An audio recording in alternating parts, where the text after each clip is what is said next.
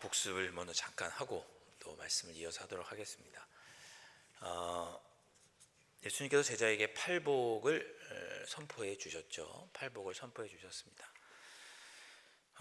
팔복은 아무나 받는 것이 아니죠. 심령이 가난한 자, 애통하는 자, 온유한 자, 의에 줄이고 목마른 자, 긍휼하고 마음이 청결하고 사람들을 화평하게 하는 자, 그 의를 위하여 박해받는 자들이 우리 예수님께서 말씀하신 8가지의 복을 받습니다. 그러니까 이 얘기는 뭐냐면 복을 받는 것은 이러한 삶을 살아야지만, 이 8가지의 삶을 살아야지만 예수님께서 선포하신 복을 받는 거거든요. 그래서 팔복을 우리가 주님의 뒤를 따르는 사람은 이런 삶을 살면 주님께서 이런 복을 약속해 주셨구나. 그래서 이런 복에 초점을 맞추기도 하지만 이러이러한 삶을 살면이라고 하는 쪽에 초점을 맞추면 이 팔복은 신앙의 가치관, 그리스도인이 어떻게 살아야 하는지 삶의 가치관을 이야기해 주시는 말씀이 팔복이기도 합니다. 그래서 제가 뭐라고 표현했냐면 팔복의 가치관, 이런 표현을 제가 사용을 했습니다. 우리가 이렇게 팔복의 가치관으로 살면 세상의 소금이 되고 또 세상의 빛이 될 것입니다. 세상이 우리를 보고 반드시 있어야 되는, 이 사회를 부패하지 않고 올바른 길로 인도하는, 반드시 있어야 되는 그런 존재. 우리가 이런 팔복의 가치관으로 살면 세상 사람들이 우리를 그렇게 볼 것이다. 이런 이야기를 지난 수요일에 함께 나눴습니다. 그럼 제가 이런 얘기도 드렸죠. 팔복은 그 4번째 복을 중심으로 해서 첫 번째부터 3번째 복은 하나님을 사랑하는 것과 관련된 삶의 가치관이고, 5번째와 7번째 복은 이웃을 사랑하는 삶의 가치관이다 말씀드렸습니다. 그래서 4번째 복을 중심으로 위에는 하나님 사랑, 아래는 이웃 사랑, 이러한 가치관과 이런 정신은 십계명의 정신과도 통한다. 십계명의 1계명부터 4계명은 하나님 사랑에 관한 계명이고 5계명부터 10계명까지는 이웃 사랑에 관한 계명이죠. 그래서 이런 팔복의 궁극적인 정신과 십계명의 궁극적인 정신, 즉 율법의 정신이 똑같기 때문에 팔복은 율법에서 어긋나는 것도 아니고, 그래서 예수님께서 말씀하신 것처럼 율법의 1.1획도 버려서는 안 된다고 하는 뜻이 그런 뜻입니다. 예수님은 팔복의 가치관을 구체적으로 설명을 해주시죠. 산상수훈에서 구체적으로 설명을 해주시는데 특별히 십계명을 새롭게 해석해 주시고 확대해 주십니다. 그래서 지난 수요일에 살펴본 말씀은 십계명의 제6계명이 살인하지 말라는 계명이었습니다. 지난 수요일에 우리가 살펴보았습니다. 예수님은 여기서 뭐라고 말씀하셨냐면 구약의 십계명을 그대로 행하는 사람이라면 사람의 생명을 해치지 않는 것만으로도 율법을 지키는 거예요. 그죠? 제6계명이 살인하지 말라니까 구약의 율법을 지키는 사람이 살인하지 않으면 그 사람은 제6계명을 잘 지키는 것이죠. 근데 예수님은 여기에서 그치지 않고 사람의 생명을 빼앗는 것에 그치지 않고 더 나아가시죠. 예수님은. 그래서 사람의 생명을 해치지 않는 건 당연한 일이고, 형제에게 분노하는 것도 살인이고, 형제에게 미련한 놈이라고 욕하는 것도 그를 정서적으로, 종교적으로, 사회적으로 모욕하는 살인죄다, 그렇게 이야기하셨습니다. 사람의 생명을 빼앗는 것만이 살인죄가 아니고 누군가를 말로써 미련한 놈이라고 하고 분노하게 하고 그래서 그 사람을 정서적으로, 사회적으로, 종교적으로 모욕하는 것도 살인이다. 그러니까 구약의 율법을 더 뛰어넘는 업그레이드된 살인죄를 예수님께서 이야기하신 거죠. 예수님께서 그렇게 이야기를 하셨습니다. 예수님께서 보여주신 그 팔복의 가치관은 그래서 구약의 율법, 십계명을 뛰어넘는, 그것보다 더 업그레이드된 가치관이 팔복의 가치관이고, 그 팔복의 가치관이 구체적으로 산상수훈의 설명이 잘 되어 있는데 지난 수요일에는 그 첫 번째로 살인하지 말라고 하는 계명을 예수님께서 업그레이드 해주신, 새롭게 해주신 내용을 살펴보았습니다. 살펴보았죠? 저희가 다 기억나시죠? 네, 기억나시는 줄 믿습니다. 자, 7계명, 오늘은 예수님께서 간음하지 말라는 계명을 재해석해 주시고 그 계명을 이제 팔복의 가증 안으로 업그레이드를 예수님께서 해주십니다. 27절의 말씀 제가 읽어보겠습니다. 또 간음하지 말라 하였다는 것을 너희가 들었으나 그랬습니다. 예. 또 간음하지 말라 하였다는 것을 내가 들었으나, 이 간음하지 말라라고 하는 거 여러분 성경책에도 앞에 이렇게 주석이 되어 있을 거예요. 뭐 기억, 니은 이렇게 표시가 되어 있죠. 밑에 주석을 보면 출애굽기 20장 또는 신명기 5장 모두 십계명이 언급되는 말씀입니다. 여러분, 간음은 국어사전을 보아도 비슷하게 나오는데 자신의 배우자가 아닌 다른 사람과 육체적인 관계를 맺는 것을 간음이라고 합니다. 간음이라고 해요. 근데 주님이 말씀하시는, 예수님께서 말씀하시는 이 간음은 이 육체적인 어떤 부적절한 것에서만 국한되지 않고 업그레이드가 되죠. 아내와 남편에게 마음으로나 정서적으로나 신실하지 못한 부부관계를 파괴하는 죄가 간음이다라고 예수님께서 말씀합니다. 육체적으로만 그런 것이 아니라 정서적으로도 심리적으로도 마음으로도 배우자에게 신실하지 못한 것이 간음이다. 이렇게 예수님께서 이 간음이라고 하는 죄를 업그레이드를 하세요. 28절 말씀 우리 다 함께 읽어볼까요? 시작. 나는 너희에게 이르노니 음욕을 품고 여자를 보는 자마다 마음에 이미 간음하였느니라. 아멘. 눈으로 보는 자마다 그랬습니다. 만진 것도 아니고 터치한 것도 아니고. 요즘은 잘못 터치하면 이제 그것도 조심해야 돼요. 그죠? 우리 성도님들과 이렇게 교회 안에서 반갑다고 해도 이렇게 쉽게 이렇게 잘 지냈어 그리고 제가 이렇게 하면 안 되는 거죠. 근데 그렇게 터치하고 만지는 것은 뭐 해당도 아니고, 보면 여기는 보는 자마다 예수님께서 말씀하셨어요. 음욕을 품고 여자를 보는 것도 간음한 것이다. 육체적인 부적절한 관계뿐만이 아니라 이미 마음에 배우자를 향한, 나의 배우자를 향한 신실한 마음, 성실한 마음이 없이 다른 사람을 눈으로 보고 그렇게 느끼는 것은 나의 배우자에게 그렇게 신실하고 성실하지 못한 태도라는 거죠. 실제적으로 어떤 육체적인 그런 것이 아니라 내 마음적으로도 내 배우자에게 신실하지 못하다면 그것은 간음이다라고 예수님께서 이 7계명을 업그레이드 하십니다. 성경 곳곳에서는 이 간음하는 죄를 매우 무섭게 다룹니다. 신명기 말씀, 신명기 22장 22절부터 24절의 말씀 제가 빠르게 한번 읽어보겠습니다. 어떤 남자가 유부녀와 동침한 것이 드러나거든 그 동침한 남자와 그 여자를 둘 다 죽여 이스라엘 중에 악을 제할지니라. 처녀인 여자가 남자와 약혼한 후에 어떤 남자가 그를 성읍 중에서 만나 동침하면 너희는 그들을 둘 다 성읍 문으로 끌어내고 그들을 돌로 쳐 죽일 것이니 그 처녀는 성 안에 있으면서도 소리 지르지 아니하였으며 그 남자는 그 이웃의 아내를 욕보였습니다. 너는 이같이 하여 너희 가운데에서 악을 제할지니라.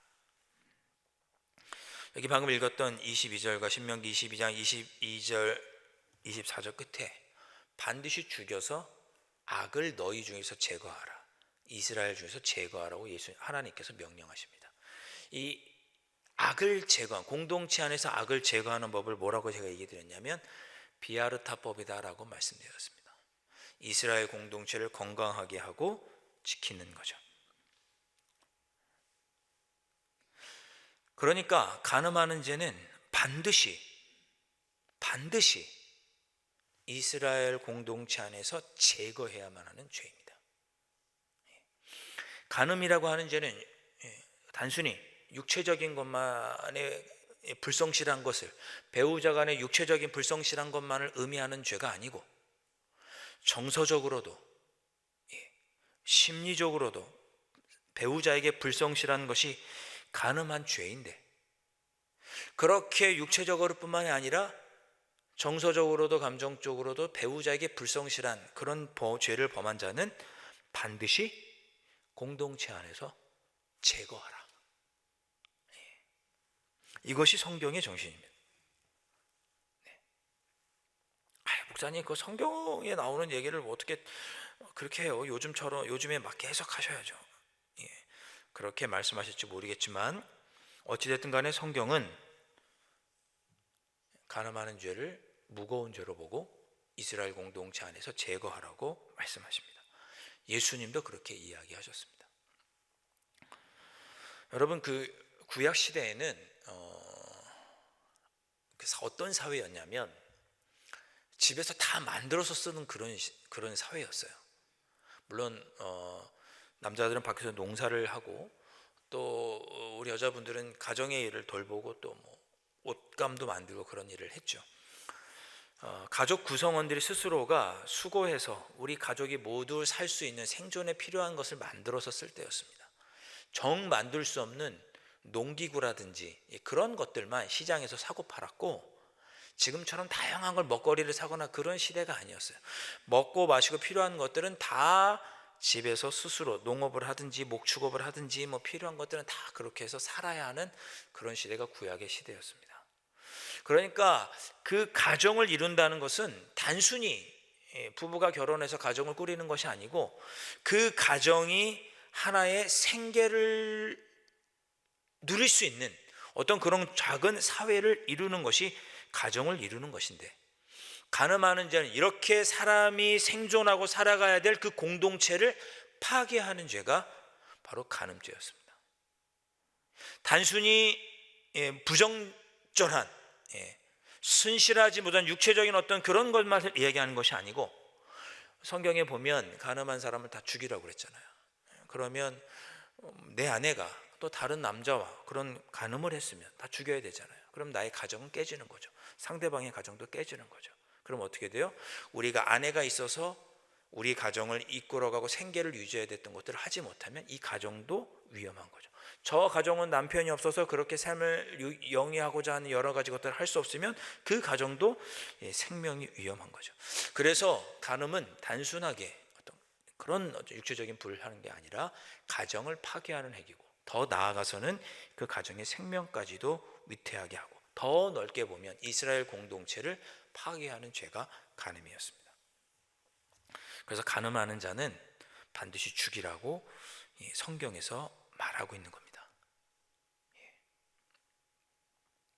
일곱 번째 계명, 간음하지 말라는 계명은 이웃의 부부관계를 보호하려는 계명이고, 그리고 넓은 의미에서는 앞에서 살인하지 말라는 여섯째 계명과 같이 넓은 의미로 보면 이스라엘 공동체를 건강하게 하고 사람의 생명을 보장하기 위해서 주신 계명이 간음하지 말라는 계명입니다.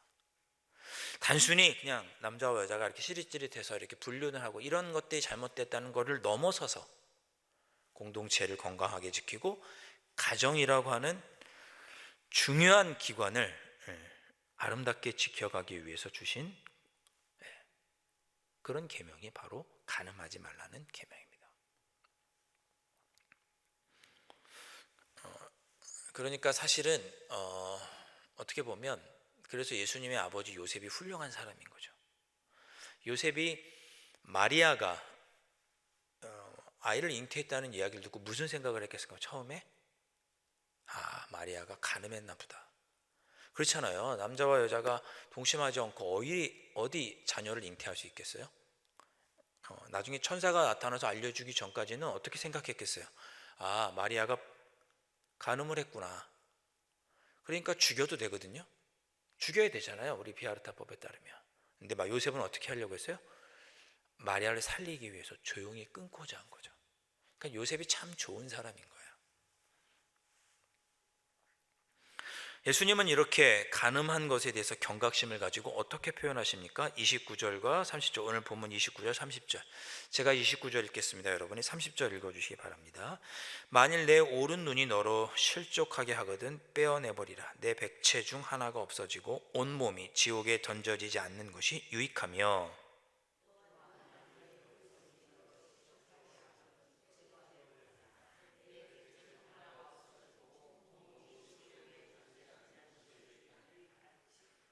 아멘. 여기서 예수님께서 간음죄의 심각성을 말씀하시죠.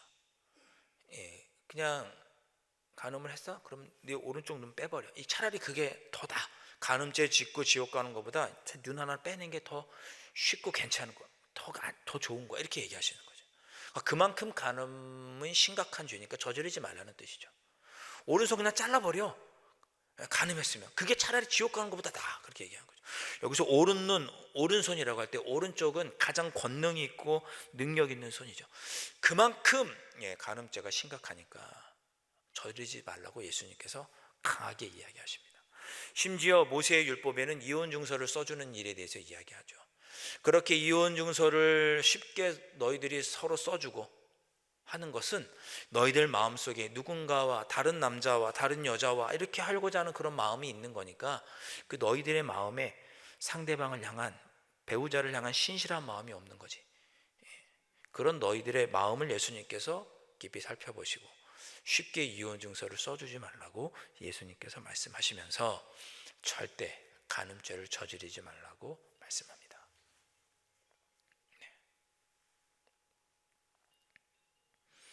우리가 간음죄를 저지르진 않지만 좀 이따 말씀드리겠지만 이 간음죄가 참 요즘 젊은이들에게 아주 무섭게 저는 확산되고 있다고 생각을 합니다.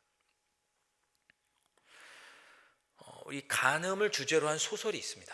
혹시 읽어보셨는지 모르겠습니다. 저도 읽어보지는 못했는데 이 소설이 어떤 소설인지는 내용에 대해서 잘 알고 있습니다. 주홍글 씨라는 소설입니다. 혹시 들어보셨나요? 주홍글 씨. 드라마도 있고 영화도 있지만 원래 이 소설은 1850년에 나다나엘 호손이라고 하는 미국 소설가가 쓴 소설입니다. 이 나다나엘 호손은 우리에게는 이제 큰 바위의 얼굴이라는 소설 아시죠?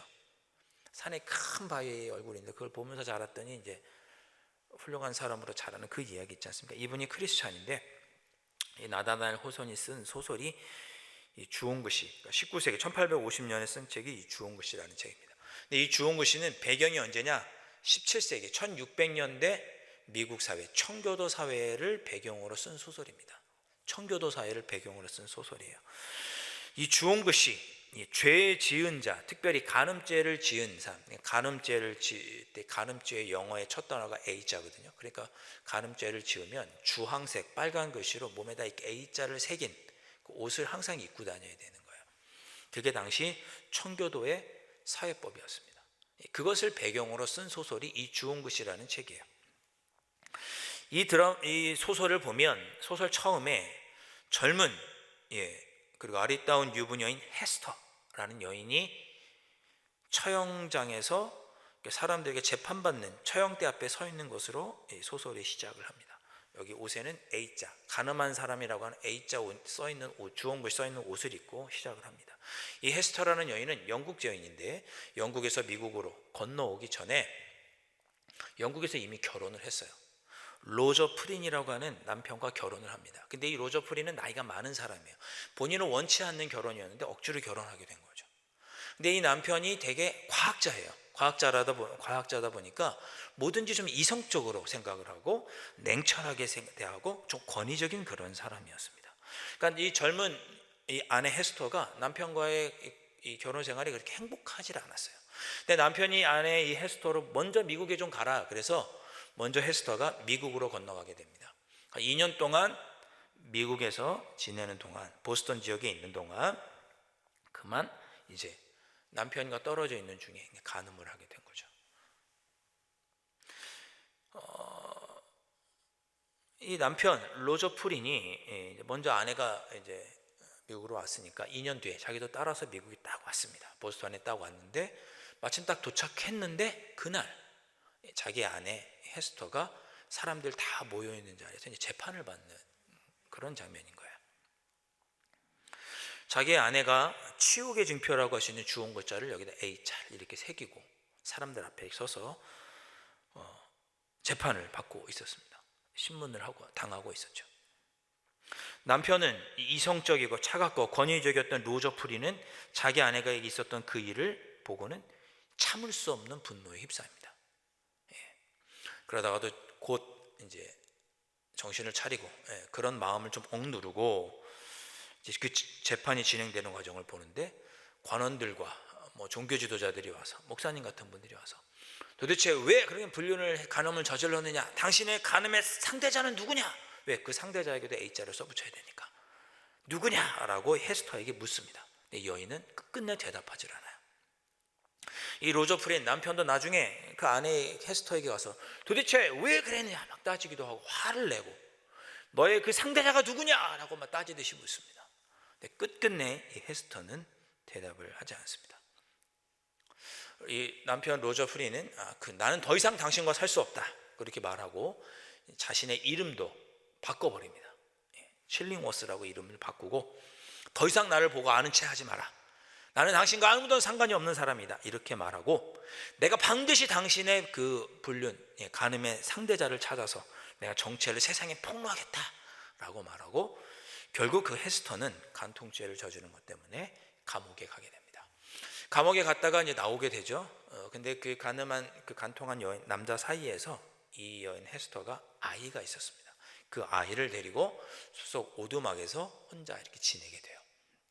감옥에 갔다 와서 그 아이 딸과 함께 지내게 되는데 그 딸과 함께 지내는 동안 이 헤스터가 착한 선행을 많이 합니다. 어려운 사람도 도와주고 힘든 일 있으면 찾아가서 함께 해주고 막 도와준 거죠.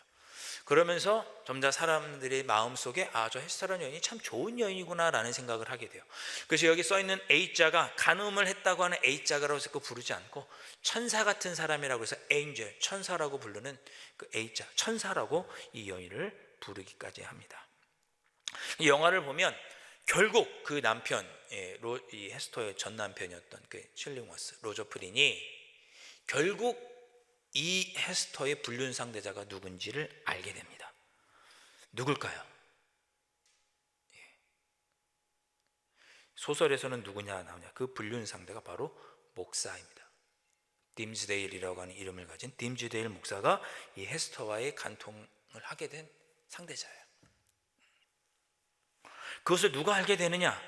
이 남편, 전 남편이 오랜 시간이 지나서 이제 알게 되는 거죠. 그래서 계속 그 목사에게 찾아가서 얘기하는 겁니다. 빨리 자백해라. 너 같은 놈이 무슨 목사냐고 자백해라. 빨리 괴롭힙니다. 그리고 이 딤즈데일 목사도 처음에 그 아내가 아니죠. 그 자기가 간통했던 그 헤스터라고 하는 여인이 재판을 받을 때 자기도 자백을 했어야 되는데 그러지 못한 것 때문에 7년 동안 죄책감에 휩싸입니다. 그리고 또 그 전 남편이 찾아와서 자꾸만 자백하라고 하니까 막 괴로워가지고 점점 몸이 쇠약해져 갑니다.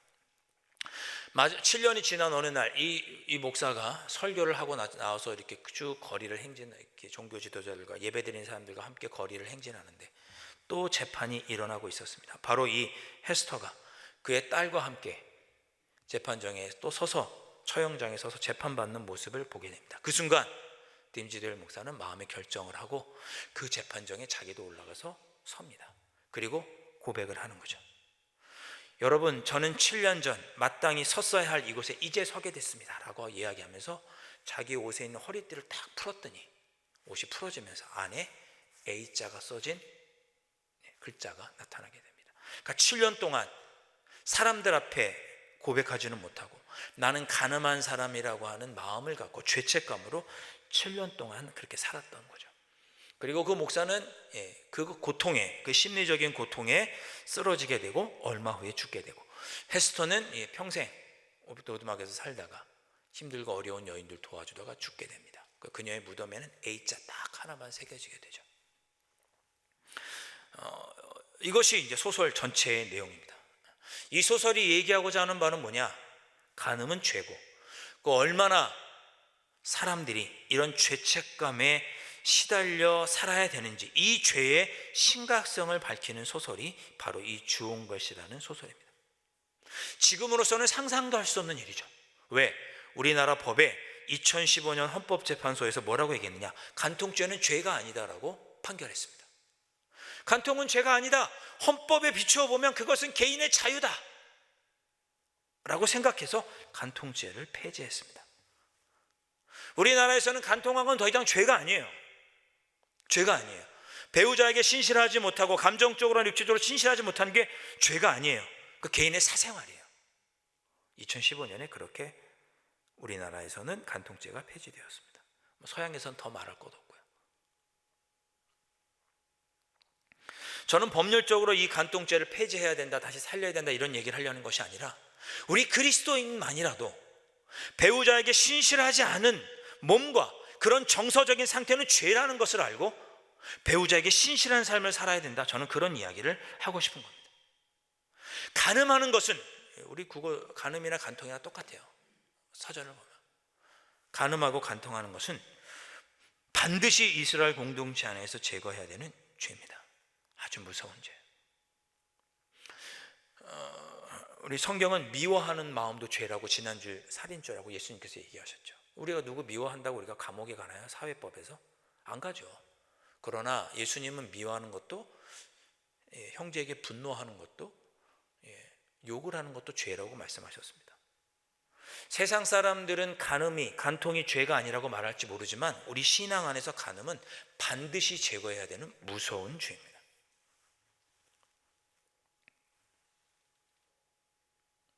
자, 여기까지 말씀을 드리고, 사실은 제가 좀 전에 말씀드렸던 것처럼 이 간음죄가 우리 청년들에게 심각하다는 이야기를 제가 한번 해보겠습니다.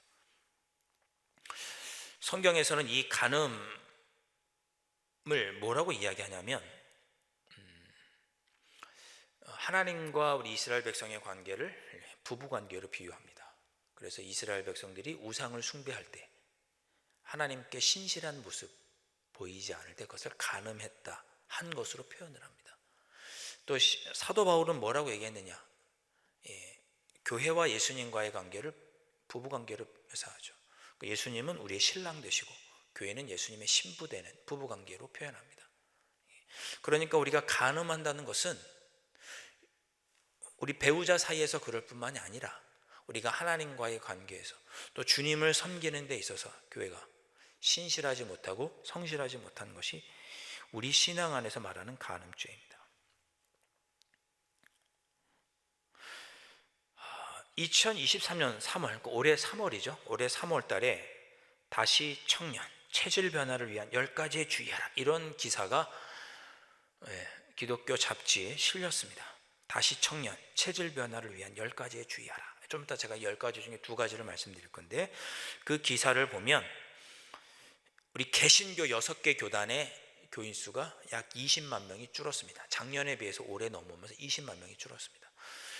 우리 6개 교단만 조사를 한 거죠. 6개 교단에 나와 있는 교인 숫자를 가지고 평균을 냈더니, 총합을 냈더니 2021년보다 2022년에 약 19만 4,800명, 약 20만 명이 감소했습니다. 교단 번료는 예장 합동이 9만 명으로 가장 많이 감소했고, 기장이 7,300명으로 가장 조금 감소했습니다. 기장이 가장 적은 교단이니까 그렇게 됐겠죠. 우리 이단들도 우리나라에서 조사하는 거에는 기독교라고 체크를 합니다. 그렇기 때문에 정확한 기독교인 숫자를 알기 위해서 우리 한국에 있는 가장 큰 교단 6개의 교인 숫자를 가지고 이것을 평가를 한 거죠. 2022년 올해 한 거니까 2021년보다 2022년에 기독교인 숫자가 20만 명 감소했습니다. 심지어 코로나 기간에는 60만 명이 감소를 한 것으로 기록되어 있습니다. 60만 명이 감소를 했어요. 코로나 기간 2년 동안 60만 명의 기독교 숫자가 감소했고, 더 길게 보면 2013년부터 10년 동안 약 200만 명 가까운 기독교인 숫자가 교회를 이탈했습니다. 엄청난 숫자죠. 그래서 현재 6개 교단 교인 수가 약 700만 명인데 10년 동안 약 200만 명이 감소했고, 코로나 기간 2년 동안 60만 명 정도가 줄어든 것으로 파악했습니다. 더 무서운 것은 청년 세대 이탈이 더욱 심각합니다.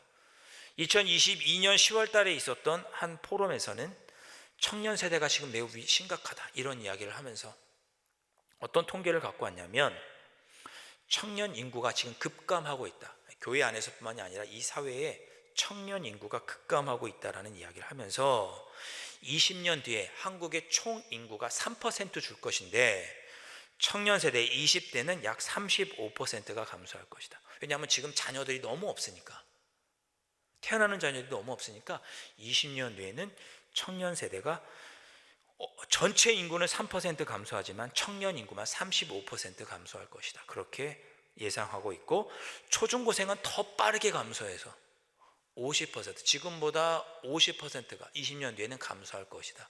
그렇게 보고 있습니다. 그럼 우리 20년 뒤에 교회 학교는 더 어려운 거예요. 인구 자체가 없는 거예요. 인구 자체가. 그런데 이 청년 인구가 급감하는 중에 종교 자체를 가진 청년들이 더 감소하고 있다고 합니다. 2022년 대학생 의식 생활에 대해서 학원 보고마 협회에서 조사를 했는데 대학생 개신교회는 14.5%, 약 15%로 나타났습니다. 대학생 중에서 기독교인은 겨우 15%입니다. 나머지 85%는 그리스도인이 아니에요. 복음에 대해서 듣지도 못하고 나가고 있습니다.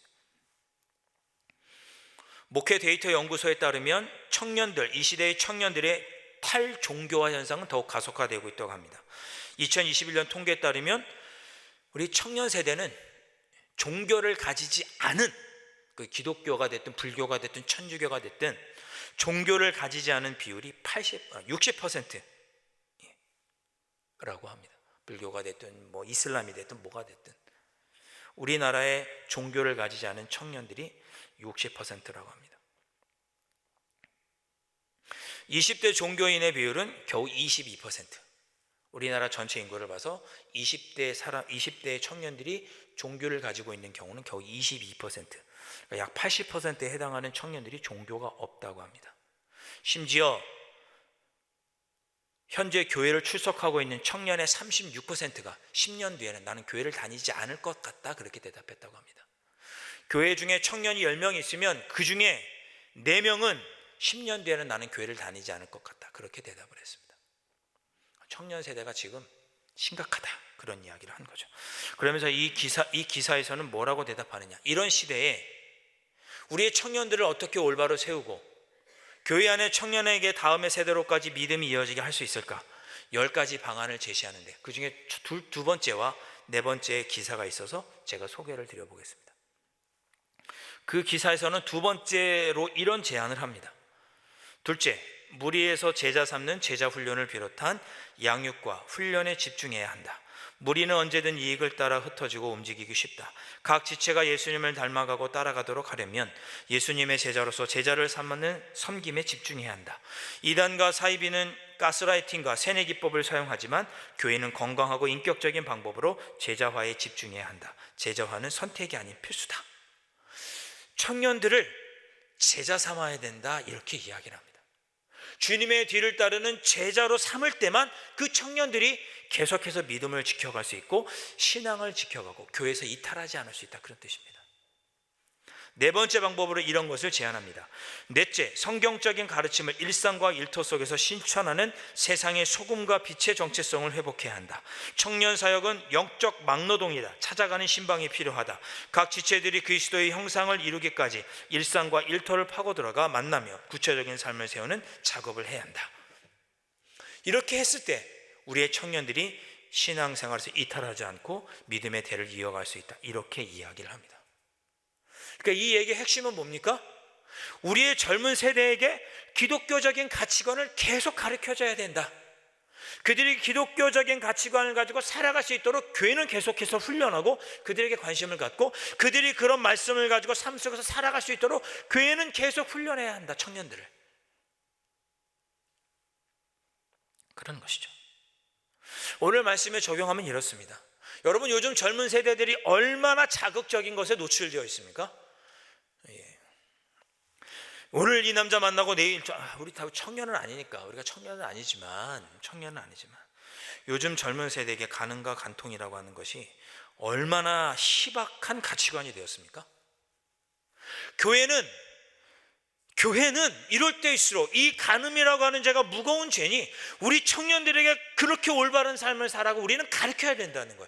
그것으로 우리 청년들을 올바로 세우고 세상 사람들이 보기에는 죄가 아닌 것 같지만 너희들은 그렇지 않다. 이것은 우리 기독교 가치관이 잘못된 것이니까 너희들은 간음하면 안 된다. 부부간에 신실해야 되고 서로에게 마음이 신실해야 되고 서로 간에 신실한 모습으로 살아가야 된다. 이렇게 우리 자녀들에게 끊임없이 교회는 가르치고 그들을 세워갈 때 우리의 청년들이 그래도 올바르게 그리스도인으로 10년 뒤에도 20년 뒤에도 교회를 떠나지 않을 것이다, 그런 뜻입니다.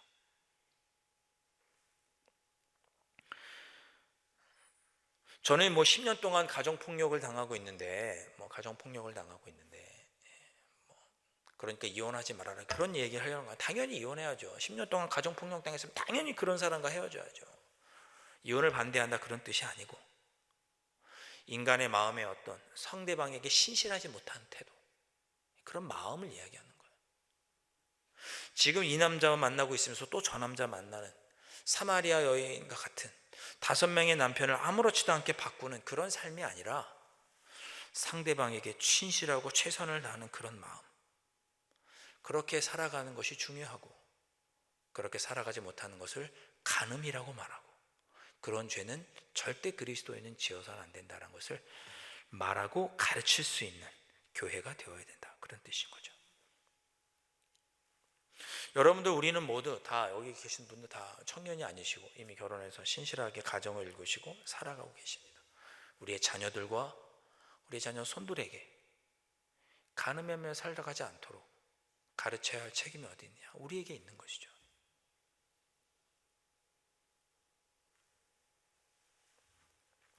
간음은 무서운 죄입니다. 죄를 죄로 알고 살아갈 때 우리의 삶이 세상의 소금과 빛이 됩니다. 담대하게 주님의 뜻을 선택하고 살아가는 여러분들 되실 수 있기를 주님의 이름으로 축원드립니다. 자, 시간이 지났지만 우리 찬양 함께 하고, 우리 시간 짧게 한 가지만 위해서 우리 기도하고 말씀을 마치겠습니다.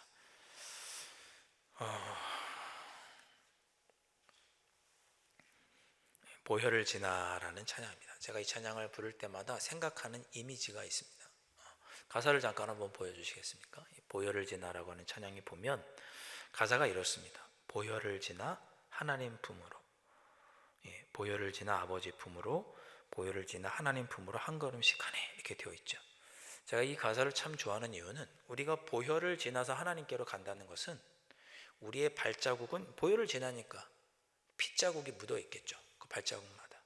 주님의 뒤를 따르고 하나님께 가는 일은 희생하고 피 흘리고 헌신과 노력을 감당해야 되는 길이라는 뜻입니다. 주님의 뜻대로 살아가려고 하는 노력이 있을 때 우리가 주님께로 나아가는 것이지, 그런 것도 없이 주님께 나아갈 수 없다라는 것을 이 찬양을 부를 때마다 생각을 하게 됩니다.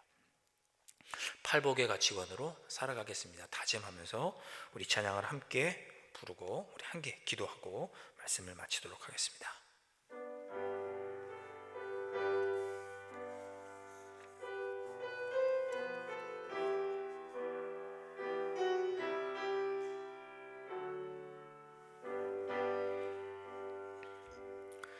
보혈을 지나 하나님 품으로, 보혈을 지나 아버지 품으로, 보혈을 지나 하나님 품으로 한 걸음씩 나가네. 보혈을 지나, 보혈을 지나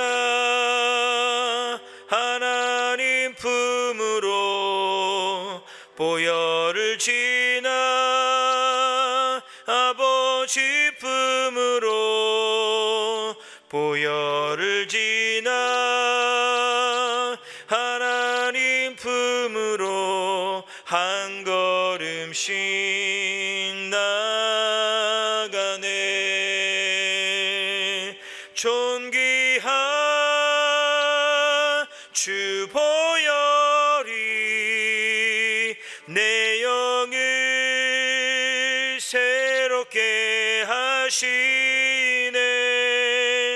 존귀한 주 보혈이 내 영을 새롭게 우리 다시 한번 찬양합니다. 보혈을 지나, 보혈을 지나 하나님 품으로, 보혈을 지나 아버지 품으로, 보혈을 지나 하나님 품으로 한 걸음씩 나가네. 존귀한 주보혈이 존귀한 주보혈이 내 영을 새롭게 하시네. 존귀한 주보혈이 내 영을 새롭게 하네. 아멘. 우리 시간 함께 한번 기도하시겠습니다. 우리 시간에 기도할 때는 주님, 저희의 가정을 지켜주시옵소서. 우리 시간에 이렇게 한번 기도하시겠습니다. 주님, 우리 모두가, 우리의 자녀들이, 우리의 손자 손녀들이 상대방에게, 배우자에게, 가족 간에 서로가 서로에게 신실하고 성실한 관계가 될 수 있도록 성령 하나님 지켜주시옵소서. 참으로 간음과 간통의 문화가 범람하는 이 시대에 정말 간음은 반드시 없어져야 될 중요한, 참으로 무거운 죄라는 것을 인식하고 우리의 가정이 서로에게 신실한 가정이 되어서 하나님이 기뻐하시는 가정이 될 수 있도록 위에서 기도하실 수 있기를 바랍니다. 더불어 기도하실 때에 우리 이 땅에, 특별히 우리 교회 다음 세대들을 하나님께서 지켜주셔서 기독교 가치관으로 올바로 설 수 있는 우리의 믿음의 다음 세대가 될 수 있도록 여러분 기도하실 수 있기를 바라고, 그로 인해서 이 땅의 한국교회가 다음 세대가 바로 세워짐으로 말미암아 주님 오실 때까지 아름답게 귀한 복음의 사명을 감당하는 이 땅의 모든 교회들 되고 우리 믿음의 다음 세대가 끝까지 이어질 수 있도록 믿음의 다음 세대들을 위해서, 우리 교회의 다음 세대들과 이 땅의 다음 세대들을 위해서도 기도해 주시길 바랍니다. 우리 주님의 이름 크게 한번 부르고 기도할 때 우리의 가정을 주님께서 지켜주시고 서로에게 신실하고 성실한 믿음의 관계가 되는 우리 가정들 될 수 있게 기도해 주시고, 우리의 믿음의 다음 세대들이 기독교 가치관으로 올바로 세워질 수 있도록 아버지 하나님께서 붙잡아 주실 수 있도록 우리 시간에 함께 한번 통성으로 기도하시겠습니다. 두 손 높이 드시고 주님의 이름 크게 함께 부르시고 합심하여서 함께 우리 기도하시겠습니다. 주여